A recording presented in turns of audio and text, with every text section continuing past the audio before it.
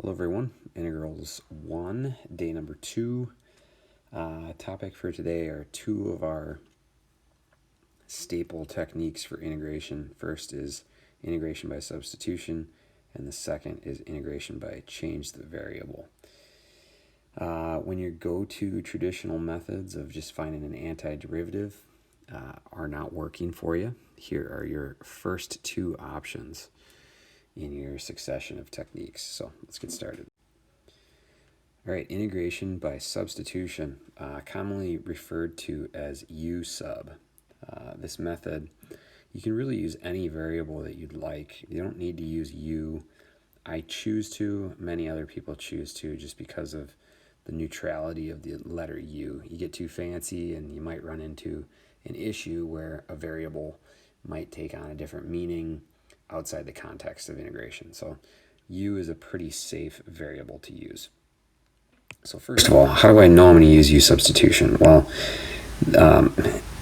it's one of the other options other than your traditional methods. So as I look at this integral here, I know it's not going to be a traditional integration problem, right? It's a little bit more complex than normal, but the first thing that I look for is a part of the function whose derivative is equivalent to another part of the function. So as I look here, I see the denominator is x cubed plus 2x. If I took the derivative of x cubed plus 2x, I would get 3x squared plus 2. Okay, it doesn't always work out perfectly like this. However, in this case, it's pretty convenient. So I am going to call u x cubed plus 2x. So if I took the derivative of u with respect to x, I would get 3x squared plus 2. Now watch what I'm going to do here. I'm going to multiply both sides by dx.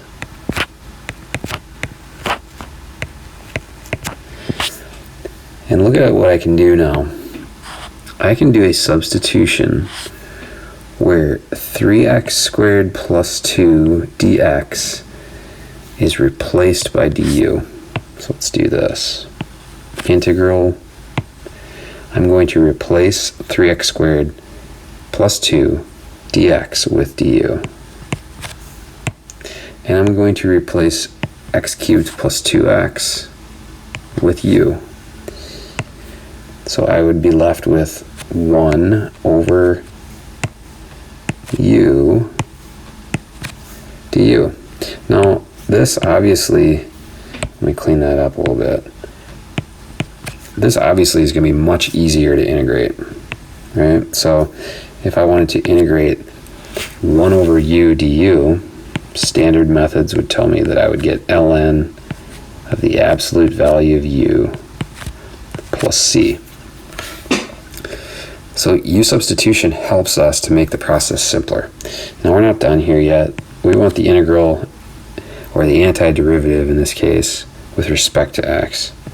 So this would be the natural log of u, which was x cubed plus 2x plus c. That's our answer. Okay, let's look at the second example here. Again, I'm looking for a part of the function whose derivative is related to another part of the function. In this case, if I were to take the derivative of 1 minus x squared, I would get negative 2x. Well, it's really close to x. Okay, since they're very similar, the derivative of 1 minus x squared is similar to x, I'm going to use 1 minus x squared as u. So the derivative of u with respect to x would be negative 2x. So I'm going to multiply both sides by dx. Now it'd be real nice if I could just isolate this x dx, right? I could isolate x dx. Well, I can do that by dividing both sides by a negative 2. So negative 1/2 du is equal to x dx. I can do a direct substitution now with those. So I will have, I'm going to pull that negative 1/2 out in front. The integral of e to the u du. Now I should probably put this in red, as that was one of my substitution pieces for x dx. Okay, so in essence what we're doing is we're doing a, I don't want to use the phrase change the variable because I've got a different method for that, but we are making the process simpler, right? We are isolating in terms of another variable such that we can integrate very simply. So the integral of e to the u is e to the u. So this will be negative 1/2 e to the u plus c. As we put our function or our antiderivative here in terms of x, I would have negative 1/2 e to the 1 minus x squared plus c. And you can always, if you don't trust it, don't trust your work, you can take the derivative of that and see if you get the integrand, which is, of course, the function inside the integral. Okay, looks like I've switched up some variables here in number 3. I'm using the variable beta. Now I want to look again for a function whose derivative is closely related to the other. So sine's derivative is cosine. However, the derivative of sine is not cosine cubed. So I'm going to want to work inside here and take the derivative of cosine, which is equal to sine. So if you've got this tag along function here, not to any power, you're always going to want your u to be the inner function when dealing with these advanced trig integrals, to be that inner function to some power other than 1. So I'm going to use u is equal to cosine of beta. Therefore du, I'm going to start to bring you along here a little quicker, would be negative sine of beta d beta. Okay, so I'm not dividing by d beta and then multiplying. I'm doing both steps at once here. All right, so we can almost do a substitution, right?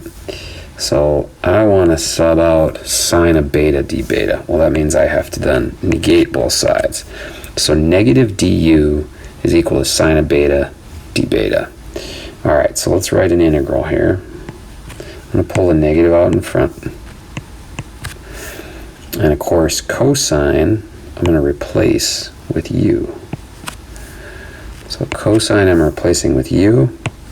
That'll be to the 3rd power. All right, let me clean this up a little bit. I got a little too much space here. My substitution is complete. Now I just have to integrate and then replace variables. So u cubed, the integral of u cubed is u to the 4th over 4. I would, of course, bring along that negative sign and add the constant of integration. Therefore, I would have negative, u is cosine, cosine to the 4th beta, oops, I almost went x, over 4 plus c. Outstanding. All right, let's look at the next example here. Okay, so let's take a look at number 4. As you can tell, we've got a definite integral on our hands, and I think on your notes the limits are different. So I'm going to switch this to pi over 6 to pi over 4. Now, visually, let's look at what we'd be seeing here. So the cotangent at 0 heads to infinity, okay, and the cotangent at pi over 2 is 0. So, oops, that wasn't a great sketch. So we're going to be looking at the area from pi over 6 to pi over 4. So we're looking at this finite space here. So our answer should be whatever the area is under the curve between those two vertical lines. Okay, so as I look at a u sub in this situation, there's only one function, right? Cotangent. Now, if you ever encounter a trig function that doesn't look to line up well with a u sub, the first thing I would do before trying other techniques is I would write it in terms of sine and cosine. So I'd take the integral from pi over 6 to pi over 4 of the cosine of theta over the sine of theta. Now you can see that I would utilize sine as u because the derivative of sine is cosine. Now I wouldn't use cosine because the derivative of cosine is not 1 over sine. Okay, you can see how the orientation of where the function lies matters here. All right, so u equals sine theta. So du, and I'm going to start to move a little bit quicker here with some of my work, would be sine theta, cosine of theta d theta. Cosine theta d theta. Okay, so I can do a sub here. Now, a couple different things I can do. I can either drop the limits for the moment because I'm about to change the variable. When I change the variable, I can't have the limits for theta on an integral with u. Now, what I'm going to choose to do is to now determine when when theta equals pi over 6, what does u equal? Well, u would equal the sine of pi over 6, which would be 1/2. And when theta equals pi over 4, what does u equal? Well, it equals 1 over root 2. Okay, so in the context of this problem, I'm going to change my limits. I'm going to sub in cosine theta d theta is now du. Okay, so I'm going to put a du right here. And sine theta is now u. So that'll be 1 over u. And we're going to integrate that from 1 over 2 to 1 over root 2. Now, I don't need to switch back to theta at all. I can find the exact same output using these now limits with u. So the integral of 1 over u is the natural log of u, evaluated from 1/2 to 1 over root 2. Okay, so let's do that. That's going to be the natural log of 1 over root 2 minus the natural log of 1/2. Okay, so now using properties of logs,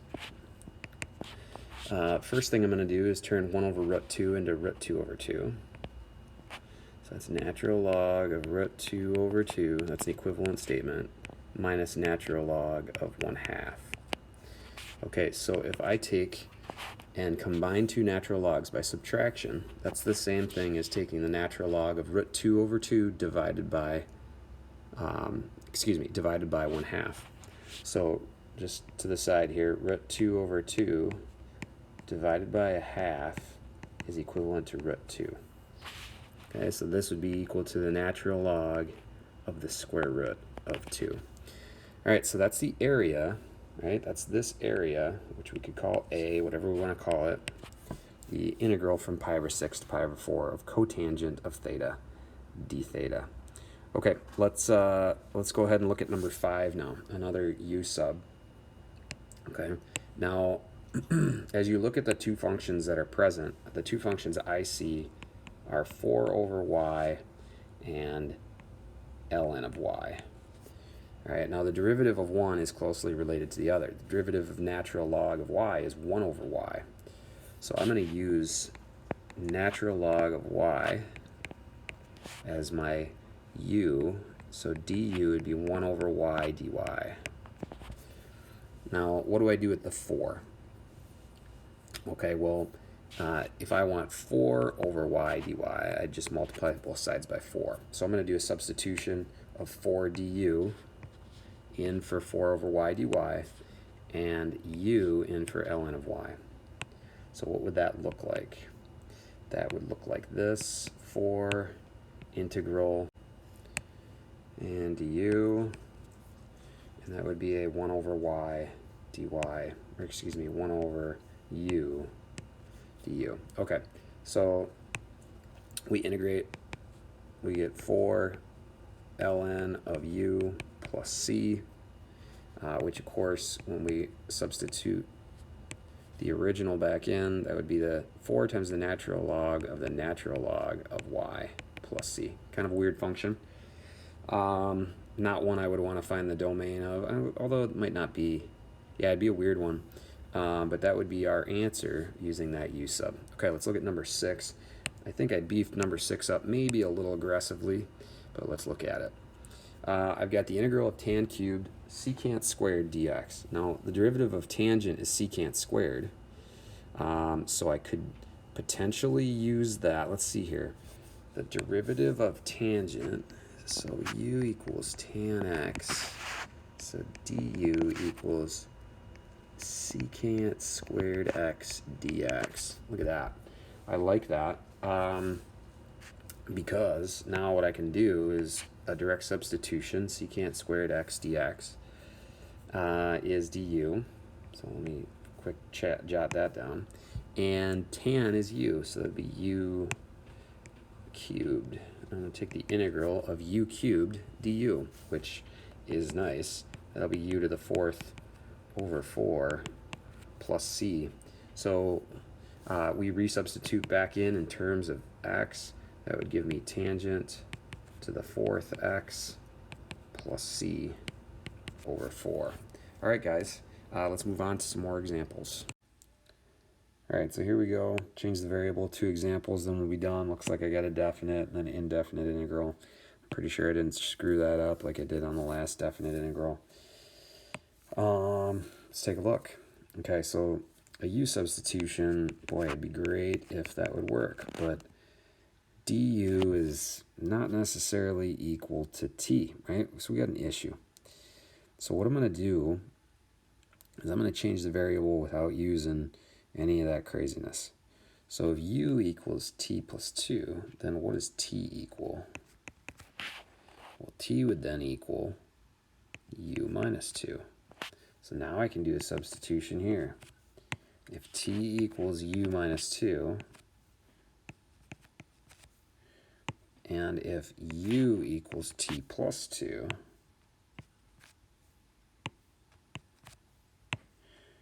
I got something I can work with here. All right, I didn't have to do anything crazy here. I guess I did need du. du is equal to dt, right? So let's review that. du dt would equal 1, therefore du equals dt. So direct substitution right there, it's pretty nice. All right, so what would this equal? Well, this would equal the square root of u times u, which is u to the 3/2, minus the square root of u times 2, which is 2u to the 1/2. Now we can integrate. So I add 1, which would be 5/2, and divide by 5/2, which would be 2/5. So that'd be 2/5 u to the 5/2. Minus, I add 1, that's 3/2. Okay, so this would be u to the 3/2. And I keep the 2 there, and I divide by that same thing, which would be the same as multiplying by, so if I divide by 3/2, it's the same as multiplying by 2/3. Okay, so you can imagine what's going on here, and then plus c. Now, this gets pretty confusing, but remember, add 1, multiply by the reciprocal of that thing.